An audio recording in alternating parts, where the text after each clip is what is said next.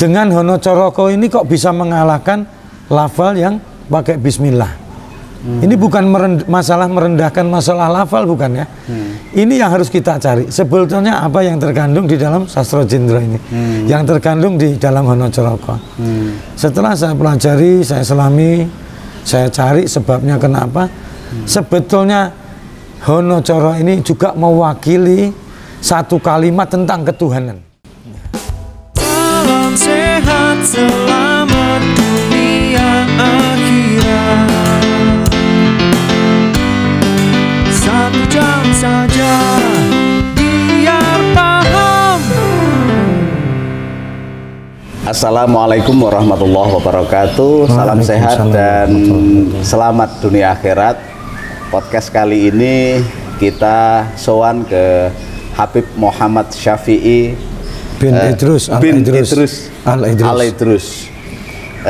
Alhamdulillah diterima dengan luar biasa dengan keramah taman beliau di sela-sela waktunya yang sebenarnya tidak longgar, karena 1 bulan ini beliau ada berapa, Bib? 57 undangan yang harus dirawui. 28 hari termasuk. 28 hari ya.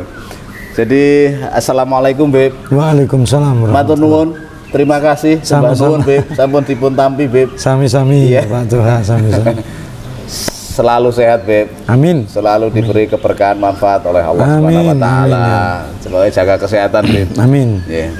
Saya sowan ini mau matur, bertanya beberapa hal. Ini Habib tapi menciptakan lagu Sastra Jendra itu Jawa. Bahkan orang Jawa sendiri kadang-kadang juga nggak tahu, bahkan apalagi mencipta. Bisa diceritakan, Bib, ini sejarah penciptaan Sastra Jendra ini. Bismillahirrahmanirrahim. Assalamualaikum warahmatullahi wabarakatuh. Waalaikumsalam. Suara saya sampai serak ini karena acara terus. Sebetulnya bukan menciptakan, bukan ya. Karena Sastra Jendra ini Sudah ada itu. Sudah ada. Ya. Kalau tidak salah di zamannya Patih Gajah Mada pun sudah ada ini. Honocoroko ini. Ya. Dikembangkan kan sama Patih Gajah Mada. Ya. Yang ketika itu pasukan Majapahit ini masih pakai tameng.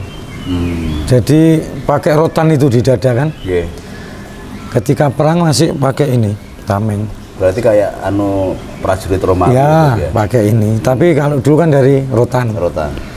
Akhirnya sama Patih Gajah Mada digembleng satu ilmu itu. Ya, sebetulnya ilmu ini dari Kolocokro. Awalnya dari Kolocokro. Akhirnya pasukan Majapahit bisa sehebat itu, punya pasukan yang betul-betul atos, kulit sak balunge gara-gara dikasih ilmu asli dari ilmu kita, dari Nusantara ini. Yeah. Ya. Itu dikasih nama Sastra Jendra. Waktu itu saya belajar, pernah datang di satu wejangannya seorang guru besar Sastra Jendra, namanya Pak Darundrio. Di mana itu, Bib? Di Langanarjo. Ya. Oh, di Langanarjo situ. Langanarjo situ. Ya. Itu guru besarnya Sastra Jendra Hayuningrat Pangruwating Diu. Karena saya dulu memang orang senang sejarah. Iya, iya. Walaupun saya punya darah Arab, tapi saya ini tetap Jawa. Jawa. Karena saya lahir di Jawa, makan di Jawa, minum di Jawa. Bahkan nanti ketika saya mati juga di Jawa. Ya. Makanya saya berpikiran, nek saya tidak tahu Jawa, saya rugi. Iya. Makanya saya belajar. Saya datang di satu acara di situ, ada acara wejangan dari Sastra Jendra Hayuningrat Pangruwating Diu. Iya.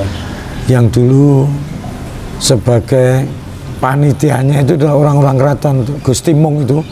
Sak krunya itu yang mengurusi acara itu, yang mendatangkan Pak Daru kan. Beliau tinggal di Jakarta kan. Iya. Saya ikut.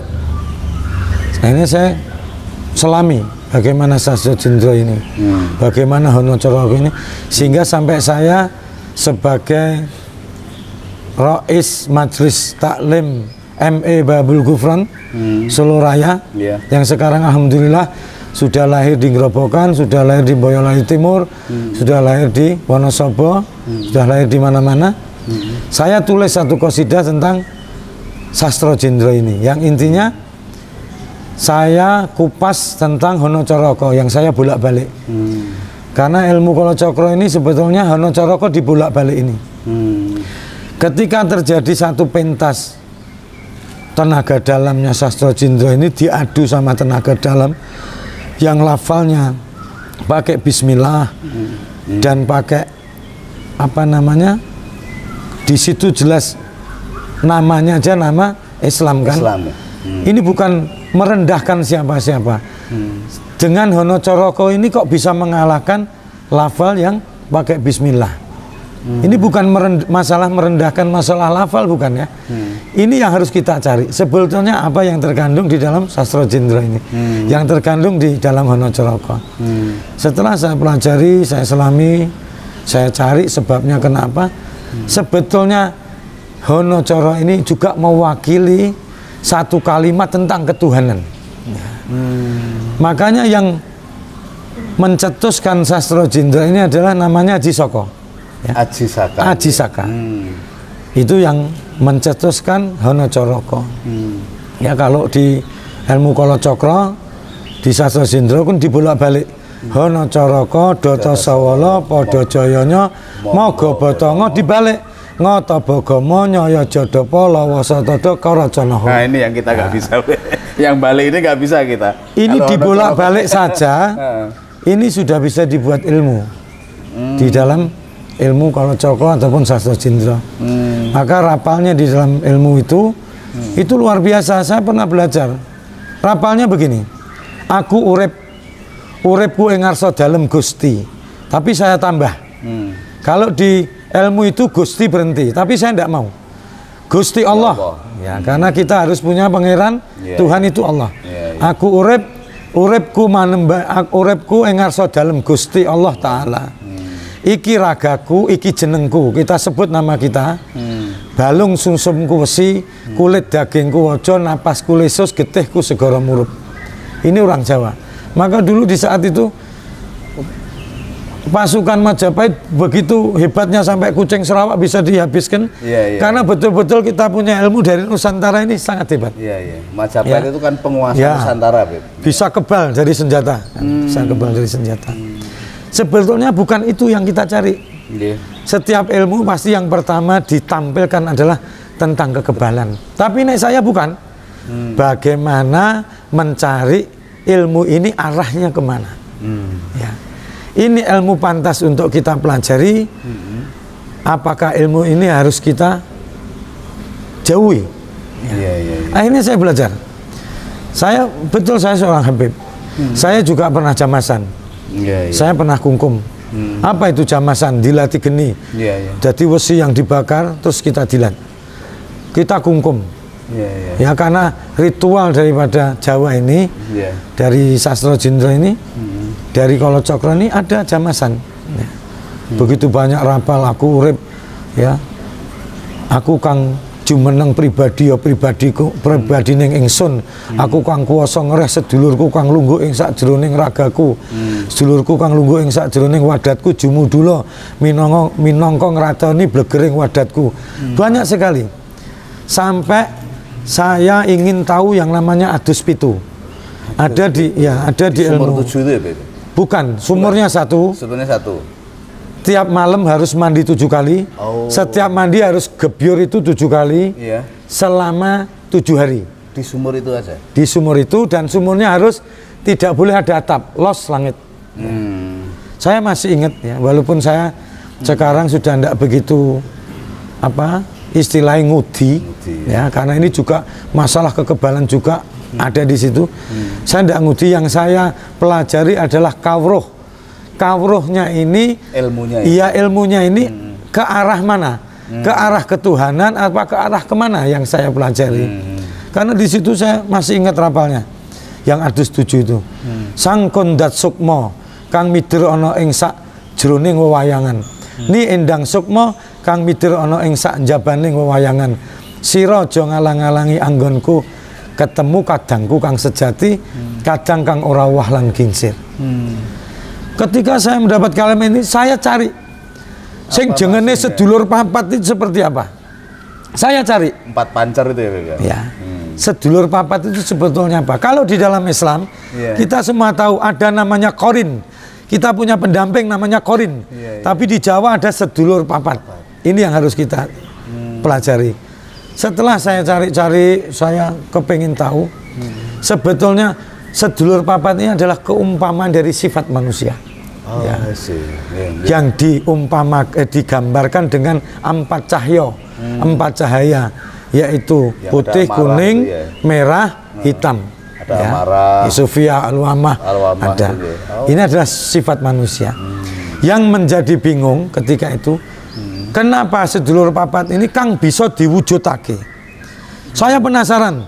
Saya lakoni tiap weton, saya ketemu 2 kali segini. Jadi rupaku dewe, cahayanya putih sama kuning. Yang dipakai itu melambangkan apa? Putih kuning itu? Satu kebaikan. Ya, nek merah itu marah, hitam itu sifat yang tidak baik. Ya. Nek putih kuning bagus. Tapi ketika putih kuning itu keluar, tidak tak bacot, saya tidak mau lagi. Karena saya masih bimbang, siapa yang berwujud seperti saya ini siapa? Saat gini, keluarnya segini, pakai kaos yang paling saya suka waktu itu, saya waktu muda seneng kaos Hammer lerek hijau yang dipakai itu. Katanya sedulur papat kuwi seneng nganggoni sandangan sing paling disenengi. Akhir 2 saya batalkan. Saya cari terus. Sampai saya punya majelis ini, saya bingung akan mengeluarkan lagu Jawa apa. Akhirnya saya keluarkan lagu Jawa Sastro Cindro dengan Hano Coroko, saya bolak-balik. Dan akhirnya saya maknakan satu-satu yang niat saya biar semua tahu siapa sebenarnya Haji Soko ini. Sebelum saya ini saya sudah penelitian. Saya tanya Kiai Sepuh, Yai, siapa sebetulnya Haji Soko? Kiai Sepuh ada yang menjawab itu adalah wali Jawa. Ya, itu adalah wali Jawa. Ketika saya ditimbali Habib Lutfi, itu lagu sudah jadi. Saya tanyakan kepada beliau, Bib, Ana mau tanya, Haji Soko itu apa umatnya Nabi? Oh bukan. Bukan. Haji Soko itu lahirnya setelah Nabi Allah Isa dan sebelum lahirnya Nabi Muhammad. Haji Soko itu? Ya. Dari abadnya itu masih abad berapa lah sebelum Rasulullah lahir. Jadi saya bikin lagu ini, Tauhid saya sudah, teruskan. Tauhid sudah, tapi Islam belum ya, Bib? Tauhid sudah, ritual ibadah seperti sholat belum. Karena Rasulullah belum lahir dan syariat sholat, perintah sholat ketika Rasulullah Isra Mi'raj. Jadi Haji Soko belum ada sholat. Belum ada sholatnya. Saya boleh melanjutkan lagu ini, Habib, katanya. Tidak apa-apa, boleh. Saya lanjutkan. Yang intinya saya mau nerangkan satu sejarah. Nek Haji Soko bukan Hindu Buddha. Tapi Haji Soko adalah Islam, agamanya masih tauhid. Apakah tauhid itu? Kepercayaan. Kepercayaan kepada siapa? Allah Subhanahu wa Ta'ala. Haji Soko mengikuti para nabi sebelum Nabi Muhammad SAW.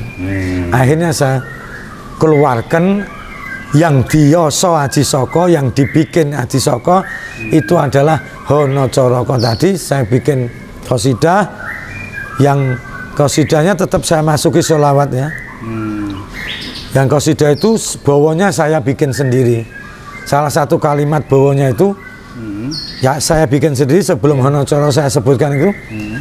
Piwulang agung para winasis, pitutur luhur pakemeng tanah Jawa kang migunani tumrap manungsa, lampah lakuning kawula utama.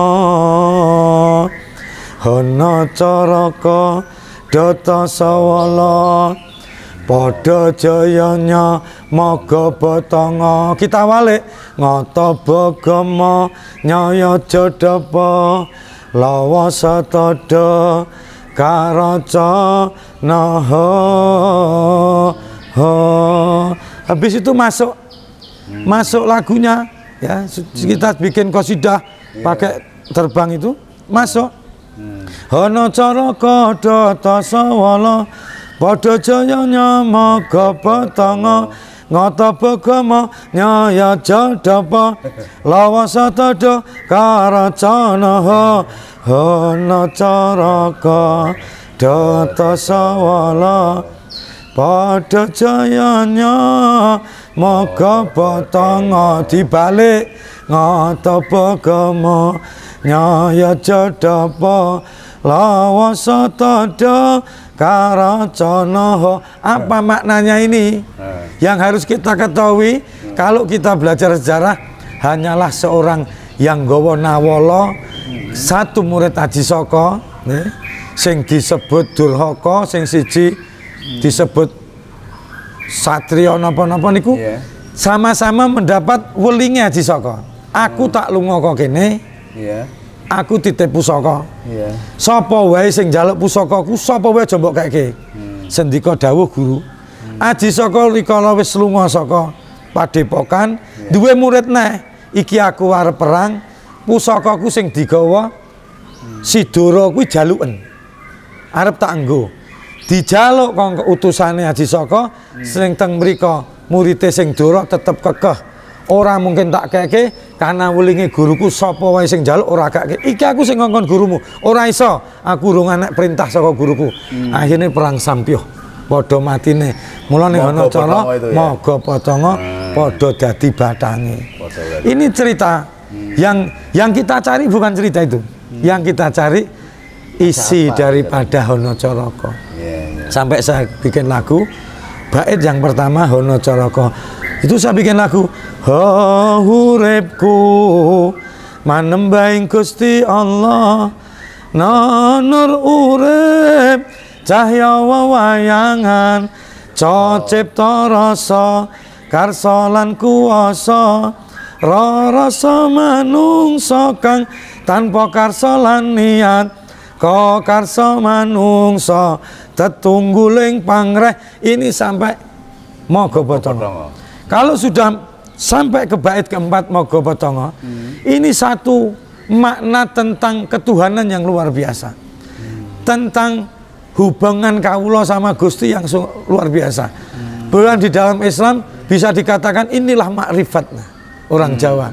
Mau kui mati bisa bali, go guru sejati kang murui, bo bayu sejati kang handalani, to tukul saka niat, ngong racut busanane manungsa. Mati kok bisa bali? Mati bisa bali. Para wali itu tidak mati, hidup. Mati bisa bali ketika kau mencetak sejarah yang baik, kamu diingat-ingat orang tentang kebaikan, apa meneh tiap tahun dikholi, diperingati, inilah orang yang mati bisa bali. Go guru sejati kang murui. Guru sejati itu kita ini. Kok awake dhewe arep pinter, ditekake guru terhebat di dunia. Guru sejati ini kita ndak buka untuk menjadi pinter, tidak jadi. Sing jadikan adalah guru sejati kang murui. Bo bayu sejati kang handalani. Alam udara. Guru sejati hidayah atau gimana? Bukan, kekuatan niat kita. Hidayah itu akan turunku, kita itu punya niat. Kita kepengen dapat hidayah, berdina kumpulin yang terminal, tidak ada hidayah. Kita kepengen hidayah, kumpul sama orang soleh. Kita bisa hidayah dari alam, dari lesan, ya. Bisa fikauli dari alam, bisa kue nenggon laut tengok-tengok malam, kau merenung. Ya Allah, Allah ini maha besar menciptakan laut. Kene gurgaris, ya Allah kau maha besar. Karena pengakuan kamu di dalam hati, delok alam yang begitu indah, Allah bisa turunkan hidayah. Dari alam bisa, dari nasihat bisa. Dari kejadian juga bisa ya? Dari kejadian. Bahwa bayu sejati kang handalani. Ya. Awake dhewe urepi dari bayu sejati ini. Dari udara, dari angin, dari alam ini yang menjadi kita hidup. Ya. Totukul saka niat. Piye niate awake dhewe? Ngong racut busananing manungsa. Ngeracut busanane manungsa, busana ki ageman, sing rapi secara syariat. Tapi nek secara hakikat bukan baju sing jenenge busana, bukan. Perbaikilah, perbanyaklah amal kebaikan dinggo sangu. Sok dinggo sowan wonten ngarsa dalem Allah.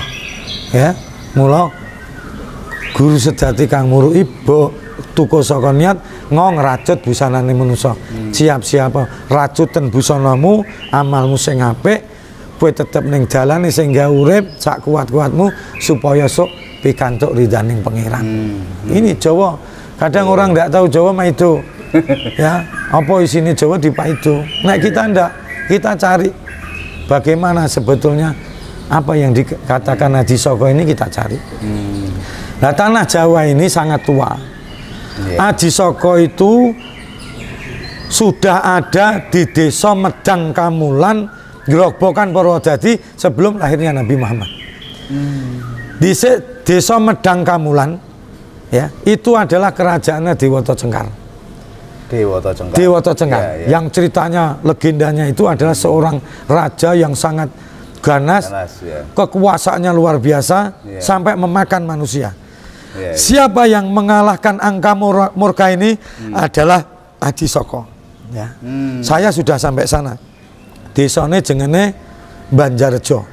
Saya sama lurahnya sangat dekat. Dan rumahnya lurah dibuat museum. Termasuk bisa dilihat itu saya ambil dari sana. Itu kaki gajah, gigi gajah. Ya, itu saya ambil dari peninggalan Dewata Cengkar, peninggalan Haji Soko. Nanti saya kemarin ngisi sana, saya mau dikasih lagi sungu kebo, dikasih gading, sudah saya di fosil itu. Saya mau simpan di markas buat kenang-kenangan. Inilah peninggalan Haji Soko. Ini adalah dulu bekas kerajaannya Dewata Cengkar. Ketika saya ngisi di sana, waktu pandemi besar-besaran, sampai Polres Polsek marah betul karena ribuan yang hadir. Saya di atas panggung, saya ngomong, sapa sing gawe desa kene jengene Medang Kamulyan. Karena saya tahu ditulis di banner Desa Medang Kamulyan, tak salahke. Sini dulu adalah bekas kerajaan Dewata Cengkar sing dikalahke Haji Soko. Mula desa kene iki jengene dudu Medang Kamulyan ning Medang Kamulan. Medang Kamulan. Jawabnya lampun dados si beb jengene Medang Kamulan. Aku mau ngeluruske sejarah. Jengene Medang Kamulan dudu Kamulyan. Bedanya apa itu, Beb? Kamulyan sama Kamulan? Lain. Kamulyan ini bisa diartinya tentang kemuliaan. Nek Kamulan ini bahasa Sanskerta yang saya belum tahu. Kamulan itu apa maknanya? Belum tahu. Nah, inilah saya nulis pakai qasidah ini. Tiap acara pasti saya keluarkan. Saya cuma ingin meluruskan sejarah bahwa anggapan Haji Soko Hindu Buddha itu salah. Beliau adalah Islam, cuman masih tauhid, mengikuti agama para nabi sebelum lahirnya Nabi Muhammad SAW. Itu Haji Saka itu ada rentetannya ke kerajaan Mataram Islam, kemudian Raden Patah, lalu sampai ke wali-wali Songo itu nggak ada. Nggak ada itu. Dalam sejarah nggak ada, karena sebelumnya kerajaan itu Haji Soko. Jauh sebelumnya. Jauh. Kanjeng Nabi belum lahir. Mojopahit itu Rasulullah udah lahir. Sampai diutus ke sini Hasan Besari, itu cucu datuk saya. Namanya Hasan Basri. Itu saya punya datuk. Di Kongkon meneh, yang namanya apa namanya? Muhammad Al-Bagir. Syekh Subakir. Itu mbahku. Namanya Sayyidina Muhammad Al-Bagir. Ahmad Al-Bagir itu anaknya Sayyidina Ali Zainal Abidin. Sayyidina Ali Zainal Abidin anaknya Sayyidina Husain. Sayyidina Husain anaknya Sayyidina Ali. Fatimah kakeknya Rasulullah. Wong Jawa ora iso ngomong. Jadi nyambung ya, Beb. Muhammad Al-Bagir ora iso, Syekh Subakir. Ngomong Hasan Basri itu adalah habaib, cucunya Nabi, disebut Kasan Besari. Itu semua datuk saya habaib yang berjuang untuk menanamkan Islam di Indonesia ini. Jasanya para habaib, bukan ini jasanya para wali. 9 wali ini adalah saya punya kakek, ya, karena itu min dzurriyyatir Rasul. Satu saja yang tidak, Sunan Kalijogo. Sunan Kalijogo itu anaknya Adipati Welotekto, Jawa. Tapi menurut sejarah yang saya tahu, ibunya adalah seorang Syarifah. Syarifah kuwi apa? Habib yang perempuan namanya Syarifah. Itu menjadi ibunya Sunan Kalijogo. Ketika Sunan Kalijogo menjadi orang hebat, jangan gumun karena lahir dari rahimnya Syarifah, lahir dari rahimnya cucunya Nabi perempuan. Yang 8 semua kita punya datuk. 9 wali.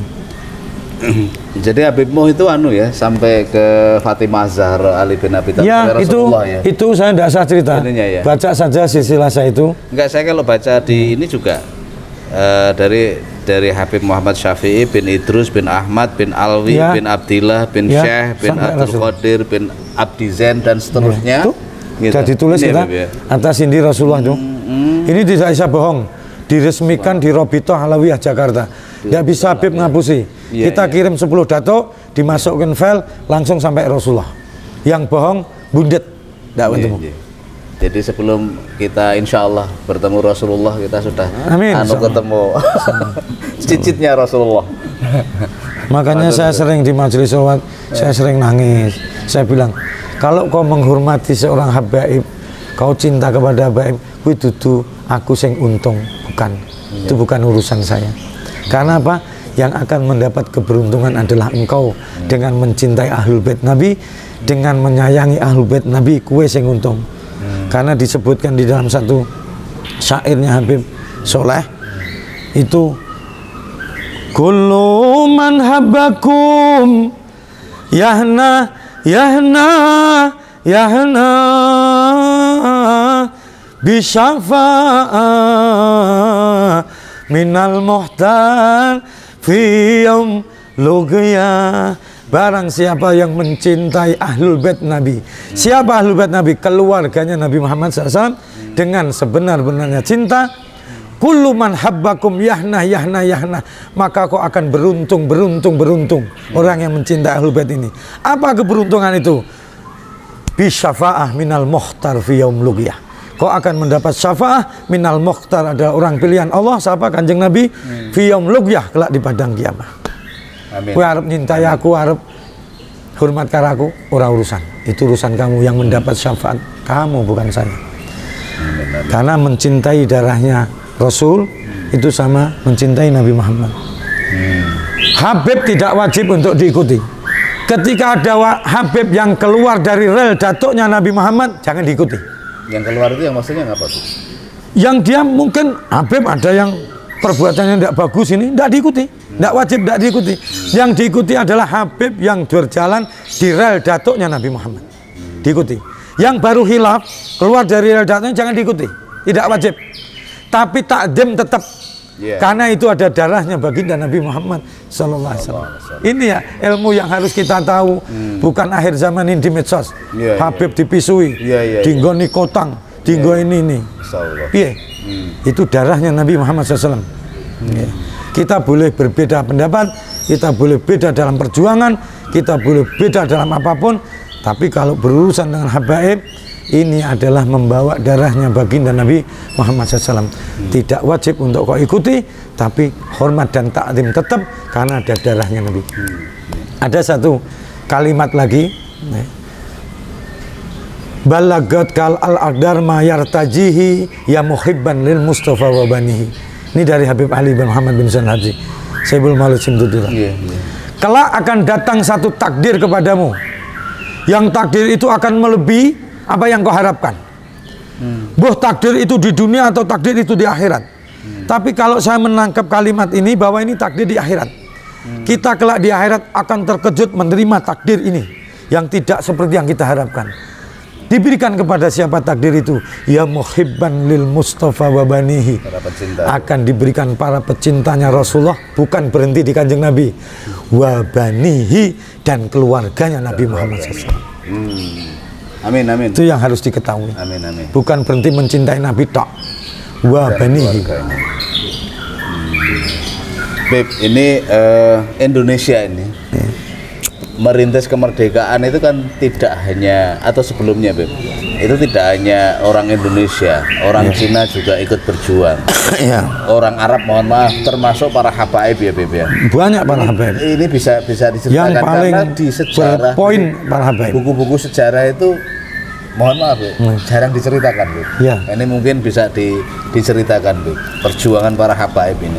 Termasuk wali-wali itu kan jadi nama Jawa ya, Sunan Giri, Sunan Ya. Ampel, padahal itu habaib semua ya. Habaib karena Iya. dakwahnya di Jawa. Ya, makanya Punya paravan. itu bisa diceritakan, Beb. Perjuangan Anak nama kemerdekaan, aslinya kan ya. Syekh Maulana Malik Ibrahim, jadi Sunan Bonang, jadi ini itu semua namanya Arab. Cuman dapat paravan. Parapan Jadi, ya. Sunan Gresik, Sunan Bonang, Sesuai Sunan di Kudus, anunya, tempatnya Beb ya. Raden Mas Said, Raden Mas Said.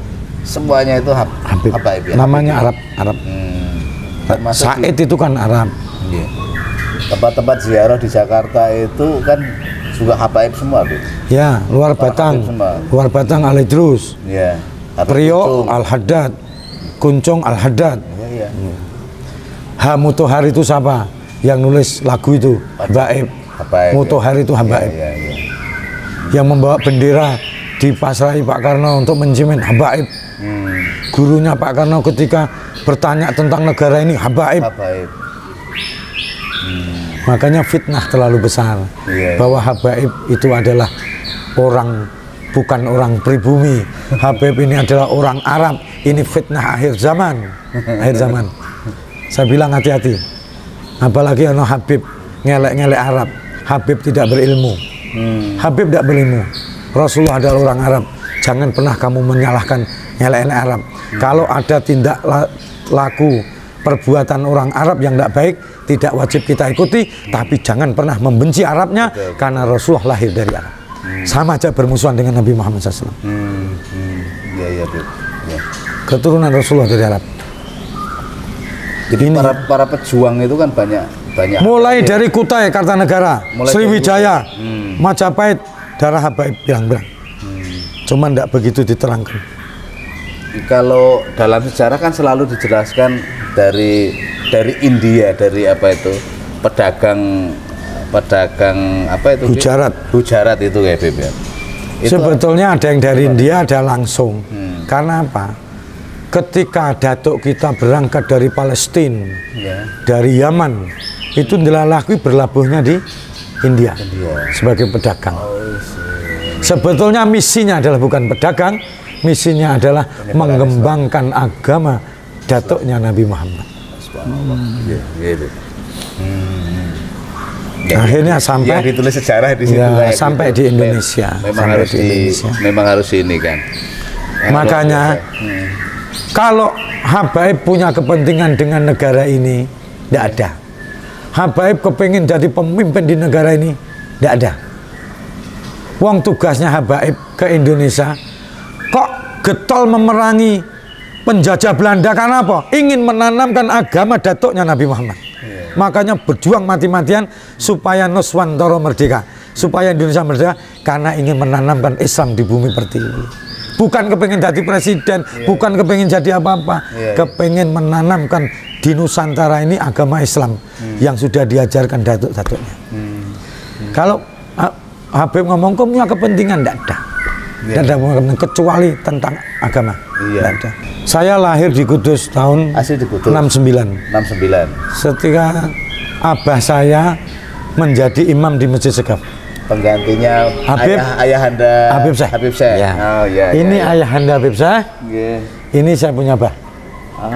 Yang paling pojok ini. Nggih.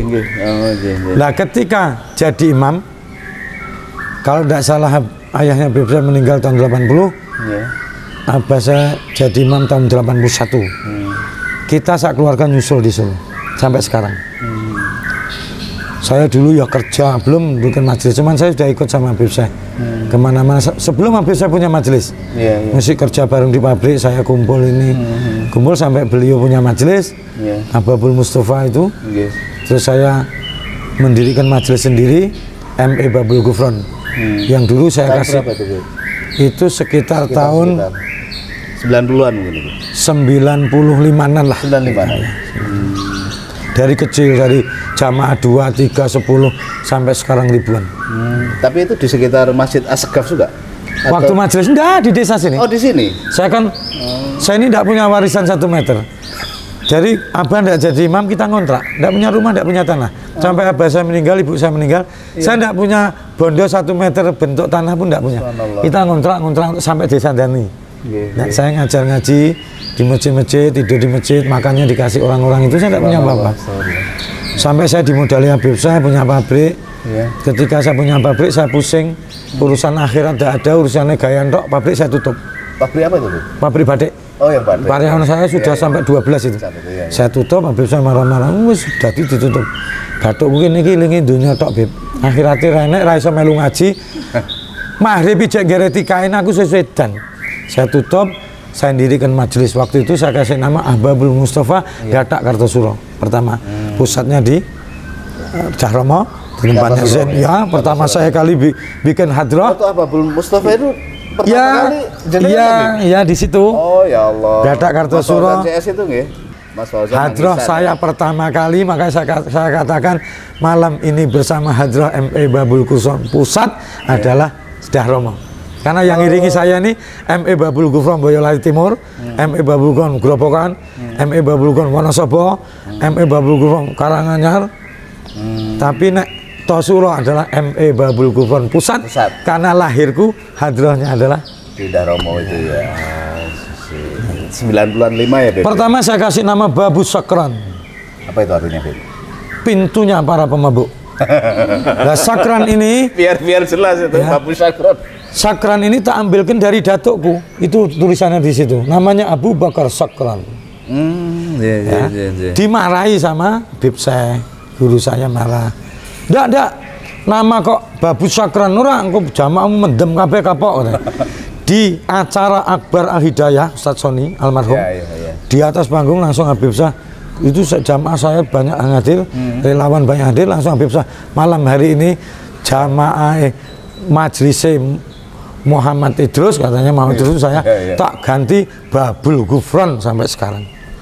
Ketika itu jamaah protes, Bib gagah Babu Sakran, serem. Saya ngei gurune. Ketika guru sudah ngasih, kita sebagai murid sami'na wa ta'na, tidak boleh ngeyel. Sampai sekarang Babul Gufron dengan simbol merah putih.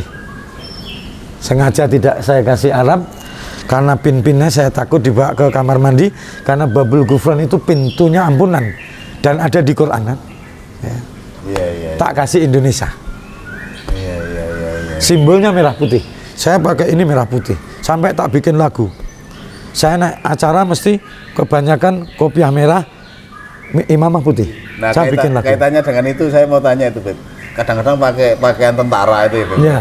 Banser Karena lah, saya ya. bukan Banser. Bukan ya? Tentaranya Kopassus. Kopassus. Sampai Bukan pakai Banser. apa itu namanya? Baret, ya? ya. Itu apa, Beb? Maksudnya, Beb? Ya karena saya ini tidak tahu dari kecil tuh saya cinta kepada tentara. Khususnya Kopassus. Kopassus baret merah itu gagah, saya senang. Makanya juga itu. saya kemana-mana itu anggar acara Banser. Kemarin saya baru aja di Purworejo di Pondok Berjan. Ya. Saya dipanggil, saya pakai baret merah, pakai Kopassus. Akhirnya Habib Buai pakai doreng Banser. Aku Kopassus. Makanya saya disebut Habib Doreng. Habib Doreng. Ya, ketika di YouTube diketik Habib Doreng pasti keluar saya. Habib Syafi'i keluar saya. Beb, terima kasih atas bincang-bincangnya. Insya Karena Allah. Beb jam 4 harus tindakan. Iya. Sekali lagi semoga bermanfaat. Amin, Nanti insya mungkin ada episode kedua, teman-teman. Karena ini belum tutup, belum rampung tentang Jawa. Nanti kita tahu sejarah Mataram Islam, Mataram apa namanya, kerajaan Islam juga. Saya Raden juga Patah. nyenengi budaya kan. Saya nimbang Keris-keris ya, Bib, ya? Ini tungket saya ini kayu beranu semua, tidak ada kayu yang ini dari Mentowo, Lotrok, Pronokuning, Klebak, Dewandaru, apa namanya, Nogosari, Telogosari, Kalimosodo, Galihasem, Stigi, semua saya punya. Lewung. Saya nggak janji, Beb. Saya itu pernah dapat tongkatnya Gus Dur. Nanti kalau masih ada, saya turun. Siap pasang di sini, Iya. di markas ini. Saya tapi lupa naruhnya. Kita ingin budaya. Iya. Ini umurnya 570 tahun. Yang Saya mana, punya tungket ini. Ini namanya apa nama, jati kluweh. Ini barang-barang dari mana, Beb? Ini kita cari di Lawu ada, dikasih Kiai Sepuh ada. Ini modelnya gini. Ini umurnya 570 tahun. Namanya jati kluweh. Ya Allah. Ini sejarahnya Sunan Geseng sama Sunan Kalijogo. Jati Kluweh. Ya. Jadi Sunan pohon Geseng jati, ketemu Sunan Kalijogo. Ini ceritanya Kiai apa Torikoh yang ngasih saya, Kiai Sepuh Wonosobo. Ketemu nyawang wit Sunan Kalijaga ngomong, "Kae wit apa jati to? Udu kluwe, jati kluwe." Parani wong loro, wite dicekel Sunan Kalijaga jati, godhonge dicekel Sunan Geseng kluwe. Makanya dicekel jati kluwe. Oh, subhanallah. Tapi ini pohon apa sebenarnya, Beb? Jati kluwe. Jati kluwe? Iya. Memang ada pohon jati kluwe? Ada. Kita baru tahu ada jati kluwe itu. jati kluwe ya kluwe. Cuman ora woh kluwe. Jadi bentuk godhongnya dudu jati ngene. Jadi gini. Bentuknya godhong kluwe tahu kan? Gini ya. Ada ininya kan. Bentuknya gitu. Nek jati kan tetap ngene. Iya. Nggak ada lekuk-lekuknya gitu kan. Nek jati lu kan nganggo lekuk-lekuk. Pohonnya di mana sekarang ada? Wah, itu yang saya enggak tahu. Itu diminta orang berapa kali enggak ada yang dikasih. Begitu saya datang di sana langsung mlebu kamar buat Habib jati kluwe. Saya ijoli lewong. 4 hari saya ke Wonosobo, Yai buat dakwah, saya kasih lewong, senengnya dakwah. Tak kasih lewong lawu, lewong yang paling bagus lawu, karena ada sejarahnya Brawijaya, seratnya kuning. Saya nebang, ngejak relawan, turun gunung, akhirnya saya dilarang masyarakat doiri. Wong Jobo diwuki lewong, kono ora iso njupuk lewong. Lewong. Ini jati kluwe ya. Yang di itu lewong di meja itu. Ini kelewong, Beb. Lewong.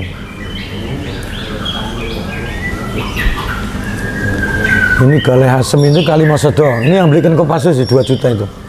Iya. Tapi kayu tok terus tak bikinkan di Cepogo itu kuning-kuning itu. Kuning itu. Ini lewong. Oh, ketika kita di panggung buek ngene, lewong, welah. Wong sing ngerti ngulatino, wah pentungnya Habibe walaupun elek, lewong.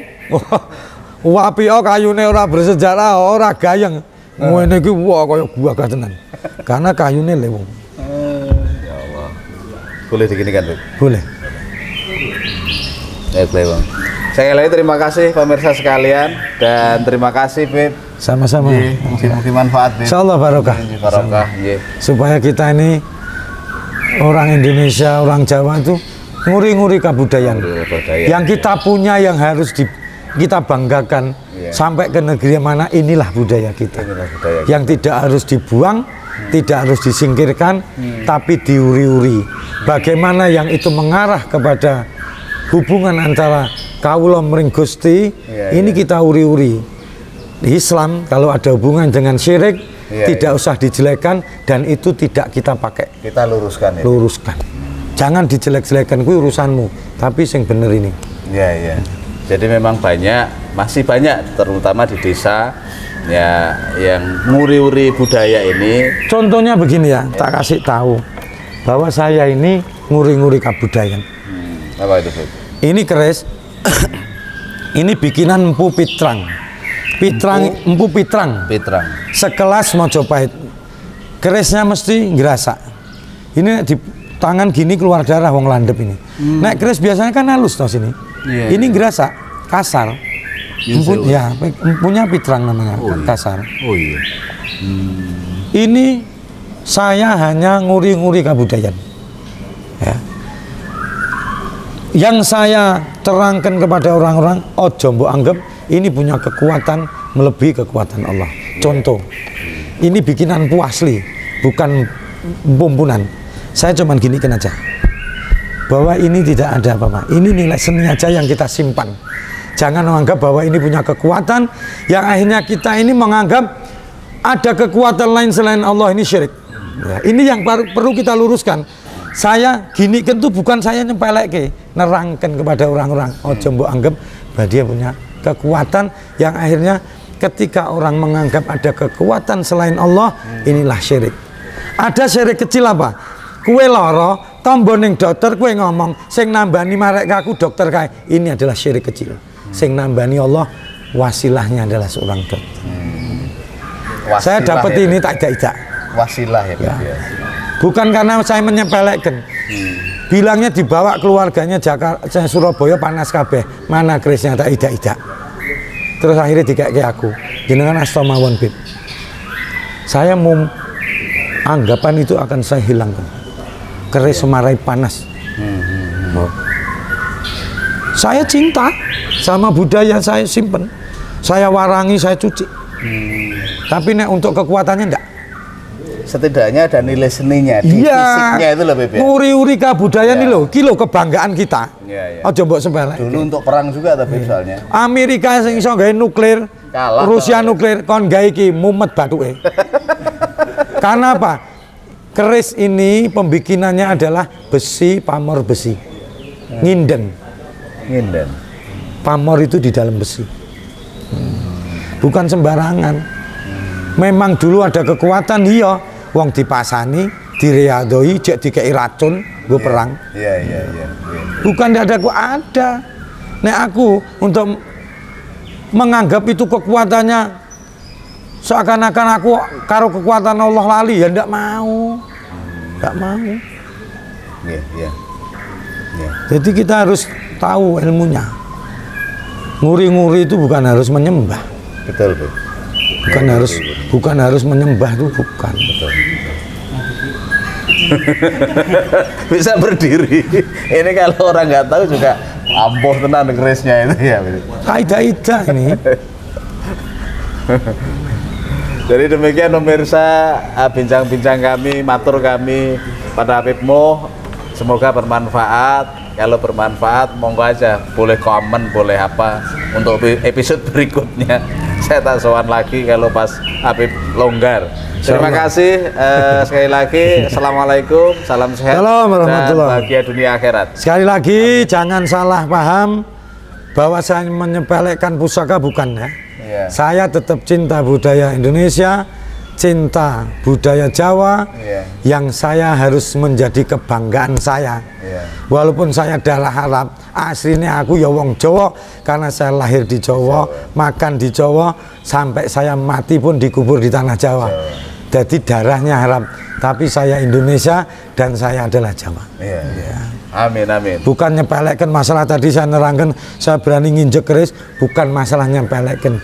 Inilah bahwa jangan menganggap ada kekuatan lain selain Allah Subhanahu wa Ta'ala, agar kita tidak masuk di golongan orang syirik, karena syirik ini salah satu dosa yang tidak diampuni sama Allah.